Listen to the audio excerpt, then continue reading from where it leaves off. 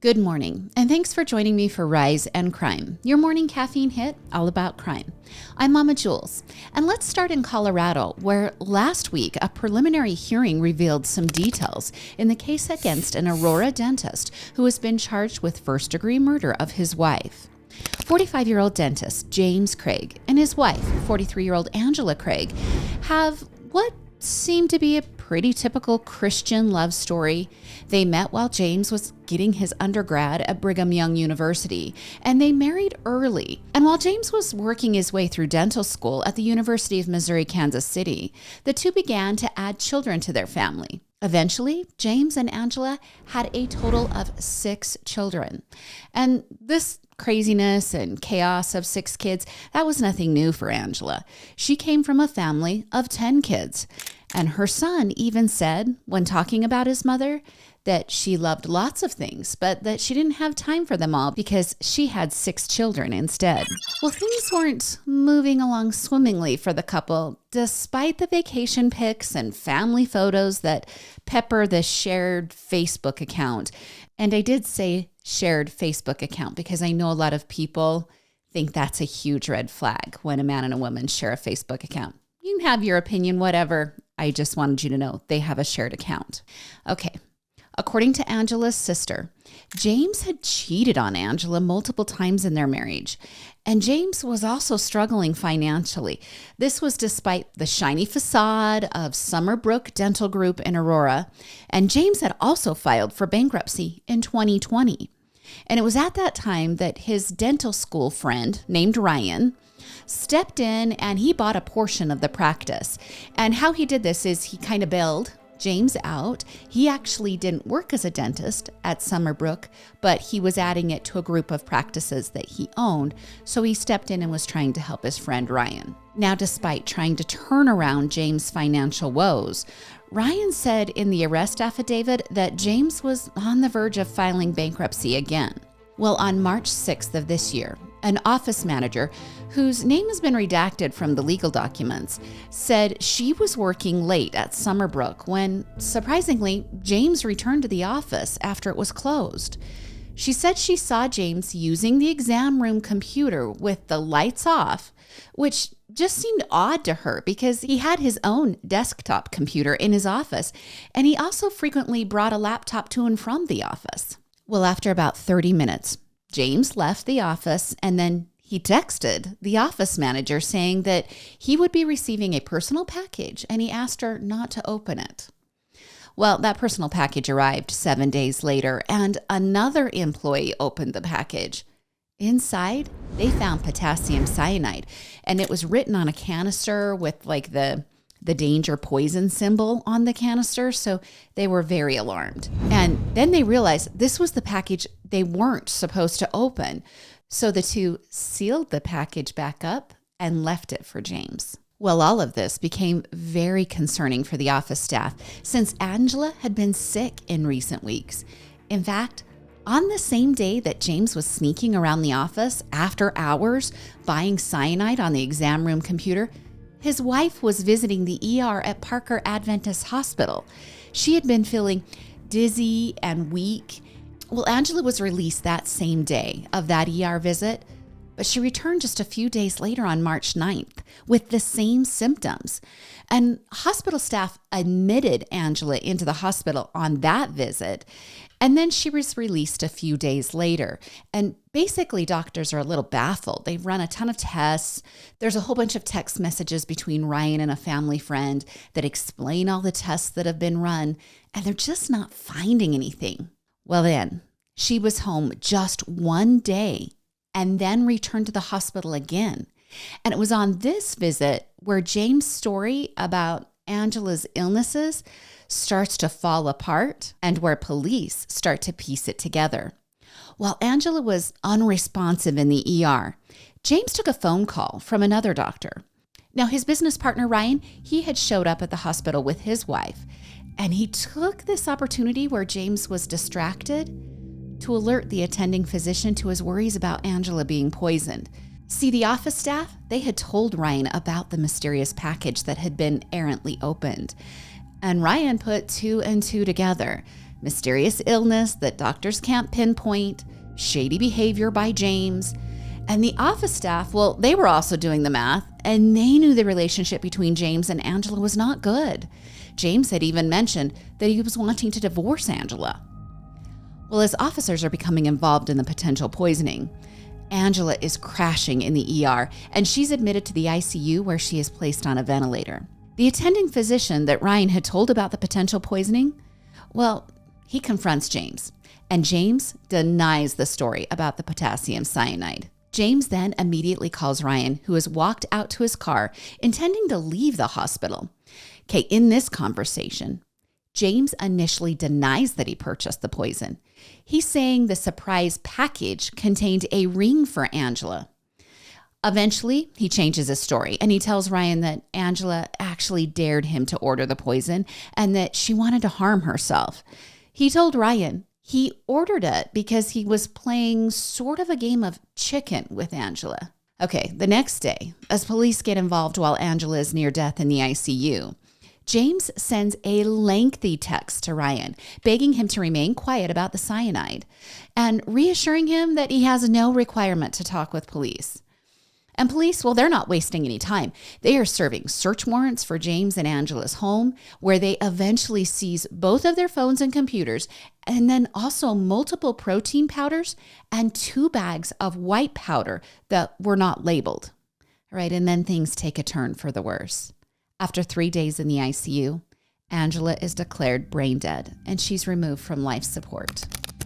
Shortly thereafter, Aurora police arrest James on suspicion of murder. And the police, they find treasures on the devices seized during the search warrants. Police found searches on the laptop that included how many grams of pure arsenic will kill a human, and also one that read, is arsenic detectable in an autopsy? And James had also made a new email address in which he used that email address to purchase the arsenic. He had also viewed a YouTube video titled, The Top 5 Undetectable Poisons That Show No Signs of Foul Play. And then he viewed another one titled, The 10 Deadliest Plants That Can Kill You. Now, the searches of the devices also revealed that James was in a sexual relationship with an orthodontist out of Austin, Texas. And the messages between James and Karen Kane show travel plans that included Karen visiting Aurora during Angela's initial hospitalization in early March. All right, now for her part, Karen told Good Morning America that her and James had met at a dental conference and that he said he was in the midst of a divorce. Now, upon further interviews, the police say Angela's sister told them that this wasn't the first time James had poisoned Angela. Her sister claimed he had poisoned her 5 years earlier. And the sister also told investigators that James had previously had numerous affairs and that Angela had tried to leave the marriage more than once, but that James would always convince her to stay.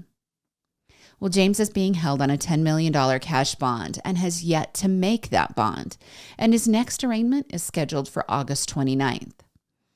According to Angela's obituary, she was remembered as an intelligent and energetic woman who used her gifts to elevate those around her, especially her children. It also noted that she had a large capacity to forgive and was willing to help both friends and strangers. Okay, as we wrap up this story, I couldn't help but think of the 6 kids. 2 were adults, and I can only guess that they are helping in raising the younger siblings. And I'm struck by how many victims are left stranded when a case like this happens. I'll make sure I follow this case out of Aurora, and I'll keep you updated. All right, moving on to our next case. And you know how you have those crime cases that just haunt you? The ones that you remember all the details and you feel hollow because justice was never really reached? So for a lot of people, I think John Benet Ramsey falls in this category. Or for others, maybe it's Kaylee Anthony. But most recently, I've ached for the family of Malory Beach. And if that name doesn't sound familiar to you, it's because a family loaded with incredibly arrogant men with the last name Murdoch have taken all of the attention. So a few weeks back, I brought you an update to the Murdoch murders. And those murders include a dead housekeeper, a dead son and a mother, and a dead high school friend, and also the death of Malory Beach. And I can't cover the whole story again here, but let's specifically talk about Malory's death. On February 24th, 2019, the beautiful 19-year-old set out to enjoy a night with her boyfriend and 4 other friends. And unfortunately, one of those friends included Paul Murdaugh. See, the 6 friends, they were going to travel by boat to an oyster roast.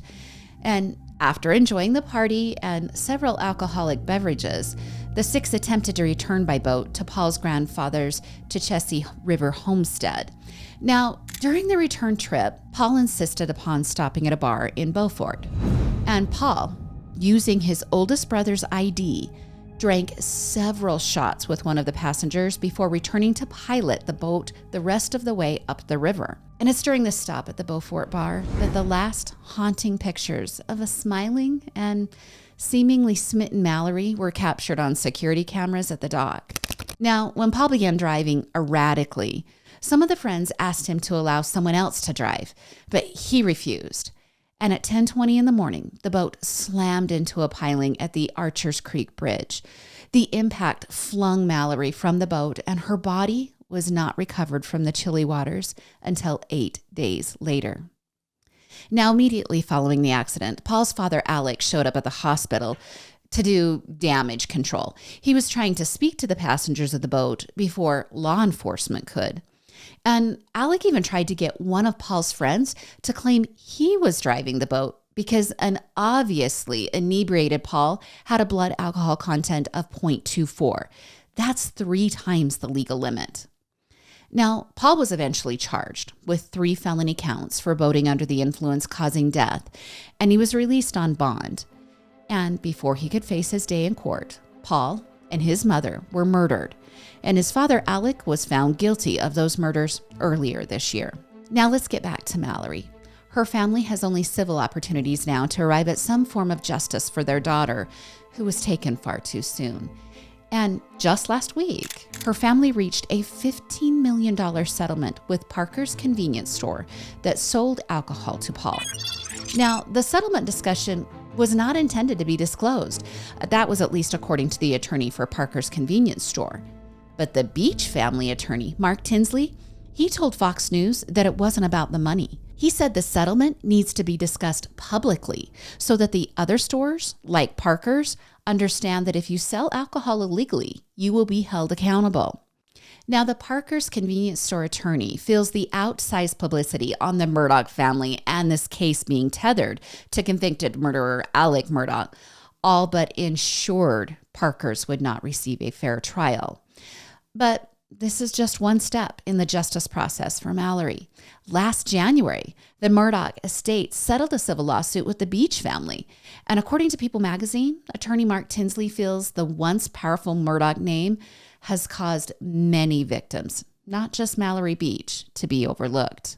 Now, the family attorney said that on the day of Malory's funeral, families stood in the receiving line for over 4 hours to accommodate all those who came to show their respects. He also said the following about Malory. These are his words. "What I have learned about her is that she was unquestionably a people person, and people loved her. She was very bright and a vibrant person. She had a strong belief in her faith, and she was active in her church, and she loved adopted families." Now, I know money doesn't bring Malory back, but I hope those who loved her can feel some peace knowing that at least one court of law held people responsible for her unnecessary death. All right, let's bring you a quick update to the case out of Kenya, where just a week ago, 12 more bodies were exhumed in the massive discovery of dead congregants in a doomsday cult. The number dead now tops over 400. Okay, we've got to go back to 2003 for the beginning of this story, where Pastor Paul Mackenzie and his wife Joyce founded the Good News International Church. Now, the church slowly grew, mostly by Mackenzie promising his congregation that he could speak directly with God. But the real boost to this cult, well, it happened back in 2016 when one of Mackenzie's followers sold all of his property in Lamu and gifted all of that money to the church, which meant the money actually went to Mackenzie. In turn, Mackenzie used the money to buy 2 tracts of land in Malindi and Mombasa, as well as 2 cars. He also funded a TV station, which allowed Mackenzie to reach a broader audience. And the desire for Hollywood-type production continued when Mackenzie wrote and performed a song for his congregation titled The Antichrist. Now, the lyrics of that song, they claim that the Catholic Church, the United States, and the UN are agents of Satan. And this song even has a music video that can be found on YouTube and Facebook. And I watched it. It's not winning any Grammys, but nevertheless, it seemed to speak to his followers. Now, when his wealthy church member donated the roughly equivalent of $141,000 to the church, FOMO seemed to set in, and more members followed suit, selling their properties and giving the money to the church with the promise that they would meet Jesus. Well, the glory slowly began fading when in 2018, the Kenya Film Classification Board ordered the immediate closure of that TV station.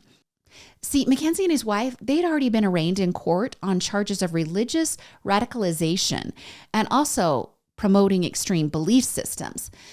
Mackenzie was being accused of keeping or imprisoning sick people at his compound, and outside interests were becoming concerned. So by 2019, Mackenzie's church and unregistered school were now being scrutinized, and he was definitely feeling the heat. So of course, when running a cult, how do you fix all your problems? Well, you demand that your followers sell everything they own and give the money to God. Or in this case, give the money to Mackenzie.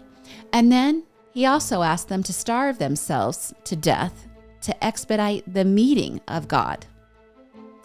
Okay, at some point after 2019, the church went dormant, at least according to Mackenzie, but hundreds continued to live on the land. And then a few months ago, authorities started discovering the bodies. And it is worth noting, as his cult followers were starving themselves, Mackenzie and his family, well, they were living in a gated community and they continued to eat normally. All right, in March of 2023, Mackenzie denied ordering his followers to starve. And authorities have been holding Mackenzie and 36 other suspects in police custody since mid-April. But oddly, none of them have yet to be charged with the deaths.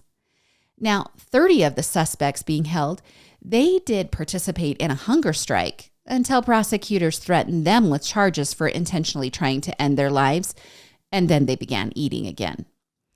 Now, according to a Reuters interview with Stefan Moiti, and I hope I pronounced his name right, his wife and 6 children, they joined the cult, and they're possibly among the dead because they're listed as missing right now.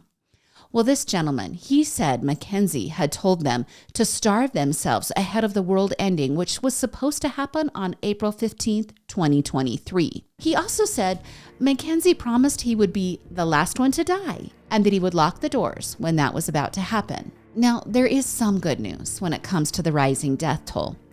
95 people have been rescued from the compound. But here's the bad news. If 403 are confirmed dead, and 95 have been rescued, that brings the total to 498. But 613 people who apparently had ties to the cult have been reported missing.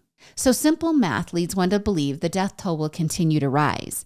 And it's important to understand that this compound, well, it's located on heavy forested land, so discovery of the burial sites has been difficult. Now, former members of the cult who were able to escape allege that Mackenzie compelled congregants to fast as part of the church's teaching. And Mackenzie's sermons, which the BBC says were still available online, even though Mackenzie claimed he had closed the church, well, those sermons often dealt with apocalyptic themes. And a banner on the church's website reads, "We are about to win the battle. Let no one turn back. The journey is about to be accomplished." Well, the BBC, they scoured those videos online, and they report that fasting was never demanded, but it was preached that followers should make sacrifices for the church, including the sacrifice of their own lives. Now, this isn't the first time Mackenzie has been in trouble with authorities. He was previously arrested for connections to the disappearance of several children, but he was released on bond in that case. Now, the Kenyan president, William Ruto, he told the country's media that he and the government had failed in preventing the deaths of the cult members. He said the following: "I am taking responsibility. This should not have happened. And certainly, some people who are responsible for this failure on the part of the government will have to give an account because it should not have happened when we have all the agencies." Now, obviously, I'm concerned about the potential of the rising death toll, and I have looming questions that are not answered, like, how did this dying span several years without any intervention? And I'm also concerned about the lack of charges in this case. So I'll be watching and I'll keep you updated. All right, that's your Monday edition of Rise and Crime. Make sure you give me a follow on YouTube, Instagram, or TikTok. And if you're loving the content, I'd love a 5-star review. Thanks for joining me. Keep safe out there. I'm Mama Jules.